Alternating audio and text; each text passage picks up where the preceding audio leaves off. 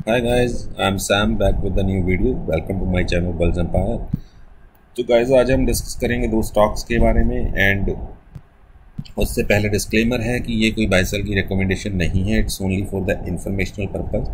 और दूसरा, इसमें मेरी या मेरे क्लाइंट्स की पोजीशन हो सकती है। तो let's start the video guys. तो गाइज पहला स्टॉक है असाही इंडिया। फंडामेंटल बहुत ही स्ट्रांग है, आप जाके पब्लिक डोमेन पे चेक कर सकते हैं। और इस स्टॉक को सिलेक्ट करने का रीज़न एक ही है, जब इसकी अर्निंग्स आई थी गाइज, अर्निंग बहुत अच्छी आई थी, उससे पहले ही इसमें बाइंग शुरू हो गई थी। आप देख सकते हैं यहाँ से बाइंग शुरू हुई, एक रैली चली और जो इसको 612 तक ले गई और वहाँ से एज़ यूजुअल एक रिवर्सल आया और जो इसको 380 के आसपास ले आया। अब वहाँ से ये हायर हाई हायर लो बना रहा है। आप देख सकते हैं ये इसने टॉप बनाया, फिर ये लो बनाया जो कि इस लो से ऊपर है, और टॉप था ये, फिर दूसरा टॉप बनाया जो इस टॉप से ऊपर है, बट जो लो है वो इस लो से ऊपर है। ठीक है, अब फिर इसने यहाँ से एक रिवर्सल दी है और गिरती हुई मार्केट में भी नहीं गिरा। ये दिखाती है आपको स्ट्रेंथ, स्टॉक की स्ट्रेंथ, कि उस दिन मार्केट 300 साढ़े 300 पॉइंट नीचे गई, जो 150 पॉइंट प्लस थी, बाकी 200 पॉइंट वैसे माइनस हुई, तो 300 साढ़े 300 पॉइंट माइनस गई। बट ये स्टॉक आपको, ये देखिए इंट्राडे चार्ट इसका, इस स्टॉक में एक पैसे की रिवर्सल नहीं आई कि ये गिरा हो। 463 के पास जाके ये स्टेबल हुआ रहा। वैसे 466 तक गया, बट 463 के नीचे जाने को तैयार नहीं था, यानी कोई बेचने को तैयार नहीं था। जबकि सेलिंग कैंडल्स देखिए कितनी बड़ी बन रही हैं, जबकि बाइंग वॉल्यूम उससे कम दिख रहा है, बट सेलिंग वॉल्यूम कहीं ज़्यादा है, पर फिर भी कोई नीचे बेचने को तैयार नहीं था। तो ये आपको दिखा रहा है एक स्ट्रेंथ। ठीक है, बट इस स्टॉक के को अगर इसमें पोजीशन बनाते हैं, पहली बात मार्केट कंडीशन ज़रूर देखिएगा, दूसरी बात ओपन इक्वल टू हाई नहीं होना चाहिए, और तीसरी बात मेरे इसके लिए टारगेट थोड़े बड़े हैं गाइस। मेरे इसके लिए जो टारगेट हैं वो 540 560 के टारगेट हैं। ठीक है, तो थोड़ा आपको पेशेंस से बैठना पड़ेगा। हाँ, अगर आप 5-7% लेके निकलना चाहते हुए तो आप एग्जिट कर सकते हैं।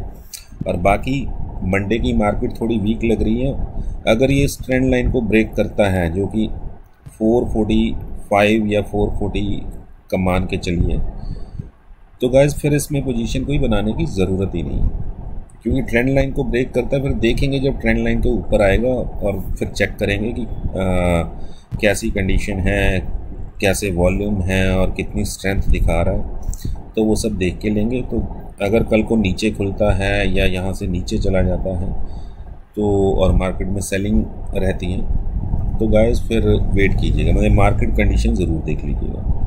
ठीक है, बाकी कंपनी के फंडामेंटल्स बहुत ही स्ट्रांग हैं। और गाइस अपना दूसरा जो स्टॉक है वो है आशापुरा माइन।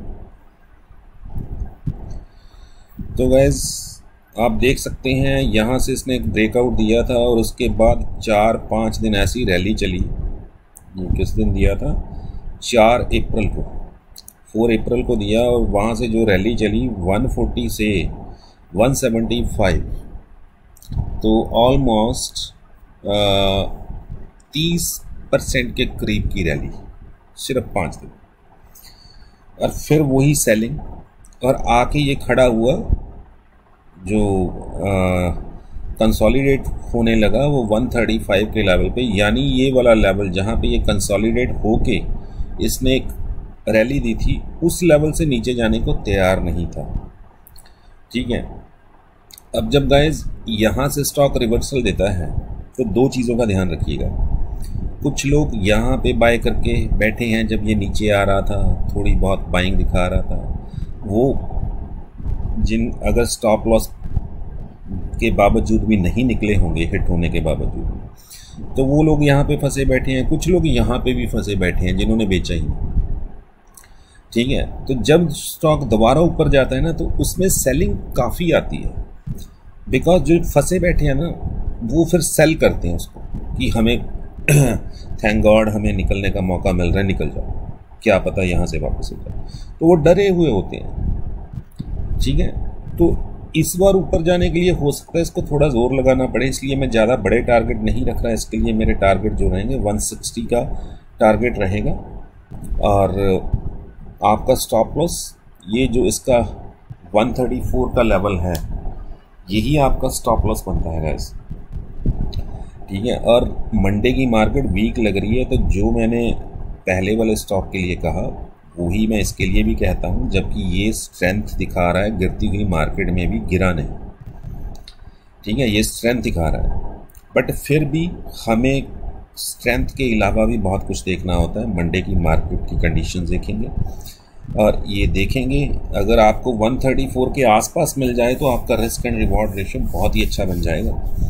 यानी अगर ये 141 की जगह आपको लेट सपोज आपको 138 पे मिल जाए, 133 पे 135 पे मिल जाए, तो आप क्लोजिंग के वक्त तक वेट करके कि ये कौन से लेवल तक जा रहा है उसके अकॉर्डिंग पोजीशन बना सकते हैं, ठीक है। 160 के टारगेट्स रहेंगे और 160 को ब्रेक करता है तो फिर ये हो सकता है अपना प्रीवियस हाई ब्रेक करे, जो कि है 175 का। तो अगर हम देखें तो ये अपने प्रीवियस हाई से ही वापस आया था, जो 176 का इसने बना रखा है, उसको नहीं ब्रेक कर पाया था, वहाँ से वापस आ गया था। अब फिर यहाँ से रिवर्सल दिखा रहा है, तो मे बी इस बार ये अपने प्रीवियस हाई को भी ब्रेक करे। बट हमारा पहला टारगेट 160 का होगा और 160 पे आप एटलीस्ट अगर पोजीशन बना पाए तो 160 पे एटलीस्ट अपना 50% प्रॉफिट ज़रूर बुक कीजिएगा, ठीक है। बाकी गाइस हमने फ्राइडे को काम किया। सबसे पहला स्टॉक था शांति गियर्स। तो इसने जैसे ही यहाँ पे ब्रेकआउट दिया 218 पे, मैंने वैसे ये 216 पे दे दिया था अपने क्लाइंट्स को। यहाँ पे उसने जैसे ये लेवल ब्रेक किया, ये वाला, तो 216 पे दिया था और 240 का टारगेट दिया था गाइस। मुझे लगता था कि कल मतलब मंडे तक 240 ये लग जाएगा, बट इसने 240 आप देख सकते हैं ये 240 का हाई गिरती हुई मार्केट में बना दिया। मार्केट गिर रही थी और ये भाग रहा था, आप देख सकते हैं। जब मार्केट गिरनी शुरू हुई इसने भागना शुरू किया, ठीक है। तो मेरा टारगेट उसी दिन अचीव हो गया था। बाकी आप देख सकते हैं अगर कोई अच्छा मोमेंटम ये मंडे वाले दिन भी दे। वैसे तो ये 14% चला है गाइस। अब मुझे नहीं लगता ये मंडे को भी इतना चल पाए, मुझे लगता है थोड़ा कंसोलिडेट करेगा, 2-4 दिन थोड़ा नीचे आएगा और 210 के लेवल के आसपास मिलता है तो फिर एंट्री कर सकते हैं। और अगर 210 से भी नीचे चला जाता है तो फिर ऊपर मतलब रिवर्सल दिखाने की वेट कीजिएगा। और अगर 212-210 के आसपास आके कंसोलिडेट होने लगे तो समझ जाइएगा कि इसके नीचे जाने को तैयार नहीं है। तो इसमें प्रॉफिट बुक किया। और एक मैंने थर्सडे को दिया था महिंद्रा लाइफ स्पेस। तो थर्सडे वाले दिन आप देख सकते हैं ये मैंने 375 पे दिया था, तो ये 370 के पे क्लोज हुआ था कुछ। एंड कल इसने 390 का हाई बनाया। तो 5% का 4% 5% हमें गिरती हुई मार्केट में इसमें मिला और मैंने अपने क्लाइंट्स को प्रॉफिट बुक करवा दिया। और एक और स्टॉक में काम किया था, उसमें भी हमने प्रॉफिट बुक किया और एक पहले का दे रखा था और उसमें भी मैंने क्लाइंट्स को प्रॉफिट बुक करवाया।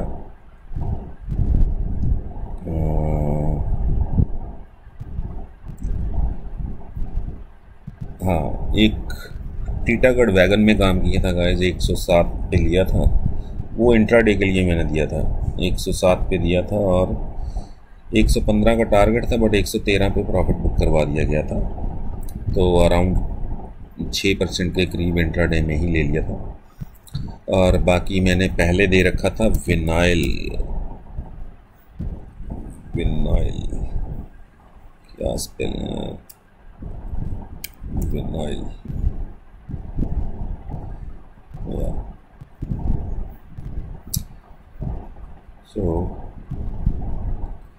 तो गाइस ये देख सकते हैं आप, मैंने कुछ यहाँ पे विनाइल दिया था जब इसने इस ट्रेंड लाइन को ब्रेक किया था, तो आप तो कह सकते हैं कुछ लेट मी चेक, मैंने विनाइल कितने पे दिया था,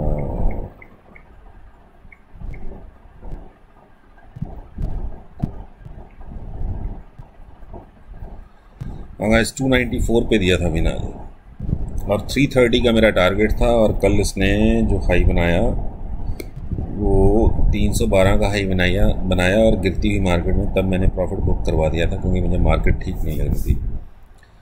तो इसने प्रॉफिट बुक करवाया, ये पहले का दे रखा था क्योंकि मैं यहाँ से समझ गया था कि अब ये कुछ ना कुछ करेगा, और करेगा ये अब भी, ठीक है। उस ट्रेंड लाइन को फिर से ब्रेक करता है। ट्रेंड लाइन को अगर हम आगे लेके जाएं, हाँ, इस ट्रेंड लाइन को ब्रेक करता है तो ये अपना फिर उसके बाद ये 330 का इसका प्रीवियस हाई है, उसको उस पे इसकी रेजिस्टेंस बनेगी, उसको ब्रेक करता है तो और ऊपर जाएगा। बट एनीवे इस पे नज़र रख सकते हैं आप, बट हम प्रॉफिट बुक करके निकल चुके हैं। तो ये 4 स्टॉक थे जिनमें प्रॉफिट बुक करवाया। बाकी गाइस आप लाइव मार्केट में अपडेट्स चाहते हैं, स्विंग ट्रेड, इंट्राडे, तो फिर आप मेरी प्रीमियम मेंबरशिप ज्वाइन कर सकते हैं गाइस। एंड एक मिनिमल सी फीस है 2500 ए मंथ, और आपको अच्छा लगे कंटिन्यू कीजिएगा, और ना अच्छा लगे आप डिसकंटिन्यू कर सकते हैं, ठीक है। और उसके लिए आप मुझे कांटेक्ट कर सकते हैं 8699272099 पे। बट इतना ज़रूर है कि अगर मुझे ज्वाइन करेंगे तो फिर आप कभी छोड़ के ज़रूर नहीं जाएंगे, ठीक है गाइस, बिकॉज पैसा किसी को बुरा नहीं लगता। और बाकी गाइस यूएस मार्केट्स बहुत वॉलेटाइल हैं, वही एक ही न्यूज़ पे बार बार रिएक्शन हो रहा है, एक ही न्यूज़ पे बार बार रिएक्शन हो रहा है, इंटरेस्ट रेट्स, ठीक है। मैं 15 साल फॉरेन रह के आया हूँ, मेरी स्टडी वगैरह सब वहीं की है। एंड मैं यूरोप में भी रहा हूँ, 4 साल यूरोप में रहा, और फिर कनाडा चला गया, उसके बाद अमेरिका गया, तो अमेरिका में भी रहा हूँ, और वहीं पे मैंने अपनी स्टडीज़ की थी गाइस, और वहीं पे मैंने जॉब की है, और एज ए आईटी इंजीनियर मैंने काम किया है। और ये जिस मुद्दे पे ये इतना रिएक्ट कर रहे हैं वो कोई इतना बड़ा इशू नहीं है, बस सिर्फ इतना है कि इन्होंने कम रेट ऑफ इंटरेस्ट पे पैसा बैंकों से उठाया और मार्केट में लगाया, 250 वाले विप्रो को 700 बनाया, 600 वाले इन्फोसिस को 2000 बनाया। अब ये कर रहे हैं प्रॉफिट बुक क्योंकि इंटरेस्ट रेट वहाँ बढ़ रहे हैं और इनको करना है पैसा वापस। अब इनको लगता है कि हमने डबल ट्रिपल कर दिया अपने पैसे को, अब यहाँ से निकाल लो, क्योंकि और पोटेंशियल इनको नहीं दिख रहा कि इससे ऊपर वैल्यूएशन लेके जाएं, तो ये कर रहे हैं प्रॉफिट बुक। और ये हैं शाने, बिकॉज 600 वाला इन्फोसिस इन्होंने 2-2 हज़ार पे बेचना शुरू किया, ठीक है। 250 वाला विप्रो इन्होंने 750 पे बेचना शुरू किया, तो इनके पैसे तो तब भी डबल हैं अगर विप्रो को आज बेचते हैं, ठीक है। बट रिटेलर बेचारे फंस जाते हैं, वो जिन्होंने 700 पे 750 पे विप्रो लिया होगा वो 500 देखना पड़ रहा है उनको, तो इसलिए। और दूसरी बात आपने नोटिस की होगी कि कोई भी अच्छी न्यूज़ आती है उस पर कोई रिएक्शन नहीं आता, मार्केट गिरती ज़रूर है पर मार्केट चलती नहीं, क्योंकि ये बाइंग के मूड में बैठे ही नहीं है। और इंडेक्स में काम यही लोग करते हैं, DIs जो हैं वो इंडेक्स में काम कर नहीं सकते, उनके पास आपका और मेरा पैसा होता है जो कि स्टॉक्स में ही इन्वेस्ट कर सकते हैं, और इंडेक्स में वो इनकी तरह ट्रेडिंग नहीं कर सकते। ये तो 2-2, 3-3 हज़ार करोड़ के इंडेक्स बेचते हैं, 10-10 हज़ार करोड़ का ऑप्शन बाय करते हैं, तो DIs वो कर नहीं सकते, उनके ऊपर एक रिस्ट्रिक्शन है। इसलिए इनको अब मज़ा आ रहा है ये ट्रेडिंग करने में रादर देन इन्वेस्टमेंट, ठीक है। इनको पता है कि इन्वेस्टमेंट करते हैं तो 1-2 साल की वेट करनी पड़ती है, ट्रेडिंग में रोज़ पैसा कमाते हैं, और इंडेक्स मूवर यही बने हुए हैं, ठीक है। अब एक चीज़ को नोटिस कीजिए, IMF ने कहा कि India would be the fastest growing company for the year of 22-23। इतनी बड़ी न्यूज़ आई कोई रिएक्शन नहीं दिखा मार्केट में, क्योंकि ये उस मूड में है ही नहीं कि और बाय करें। ये सेलिंग के मूड में बैठे हैं। इंटरेस्ट रेट की न्यूज़ 10 बार आएगी, कभी अमेरिका का कोई भी कुत्ता बिल्ला उठ के कह देगा इंटरेस्ट रेट तो बढ़ेंगे।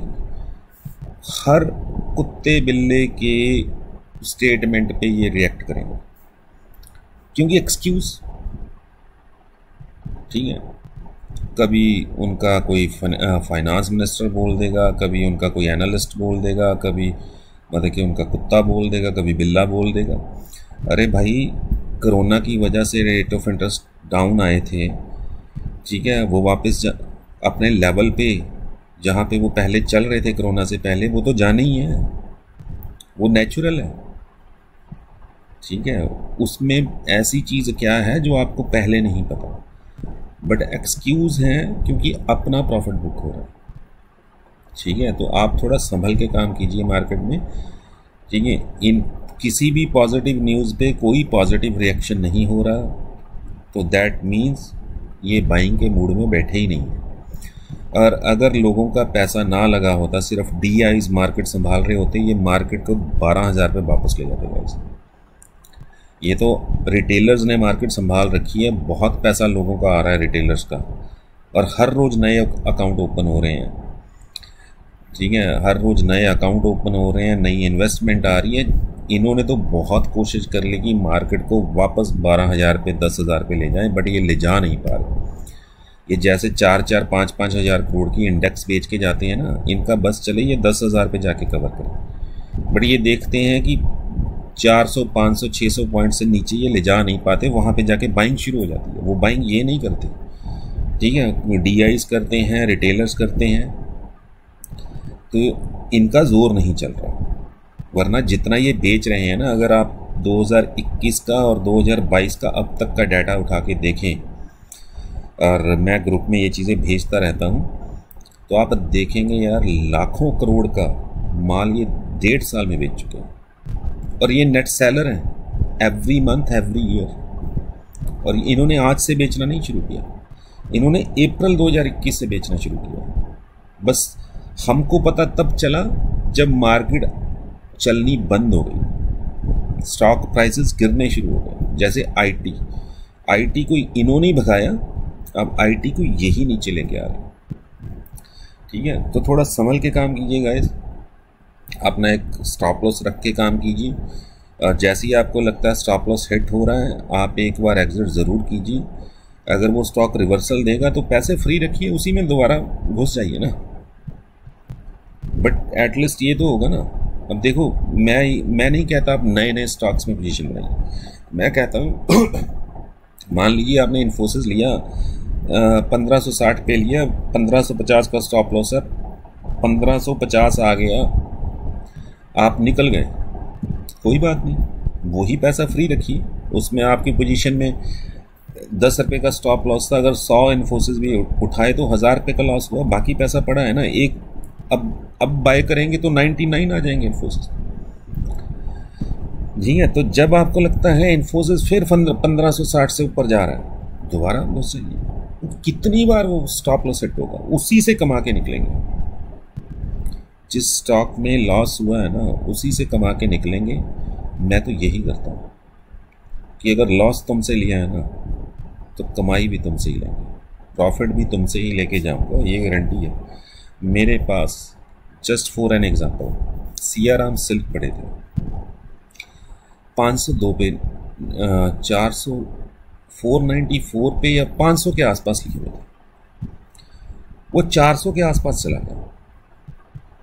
मैंने एवरेज की कि मैं बेचूंगा नहीं, प्रॉफिट तुमसे ही लेके निकलूंगा, क्योंकि कंपनी के फंडामेंटल्स, बाकी की न्यूज़, ये वो सब मुझे पता था कि वापस तो उसने जाना। अब देखिए सियाराम सिल्क 700 पहुंच गया, मैंने अपना प्रॉफिट बुक किया, निकला। ऐसे ही TCPL पैकेजिंग पड़ा था, वो थोड़ा नीचे चला गया। मैंने कहा भैया तुमसे लॉस बुक किया है, तुमसे ही प्रॉफिट लूँगा, रिवर्सल दिखाएगा तो रिवर्सल पे दोबारा एंटर करूँगा। तो एग्जिट मारा, स्टॉप लॉस हिट हुआ। जब रिवर्सल दिखाई तो दोबारा उसमें एंट्री की और मैं आपको दोनों स्टॉक दिखा भी देता हूँ कि जब रिवर्सल दी तो उन्होंने क्या खूब रिवर्सल दी। तो ये देखिए इस लेवल पे मैं यहाँ पे मैंने लिए थे कुछ, ठीक है, और मैं निकल गया स्टॉप लॉस हिट होने के बाद। उसके बाद ये 670 चला गया और यहाँ से फिर रिवर्सल शुरू हुई, ठीक है। तो मैं बैठा रहा। जब इसने ये ट्रेंड लाइन ब्रेक की मैं फिर एंटर कर गया और जितना मैंने लॉस बुक किया था उससे डबल इसी में प्रॉफिट लेके निकला। उसके बाद देखिए 1000 के करीब पहुँच गया, ऐसे ही सियाराम से।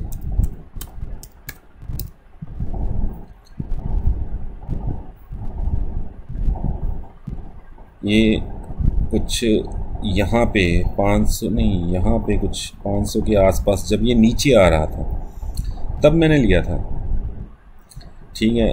उसके बाद ये देखिए कहाँ चला गया, 400 के आसपास। तो इसमें मैंने बेचे नहीं थे, मैं बैठा रहा और जब इसने ये ब्रेकआउट दिया तो हम अपना प्रॉफिट लेके निकले, ठीक है। अब सियाराम से देखिए 700, ठीक है।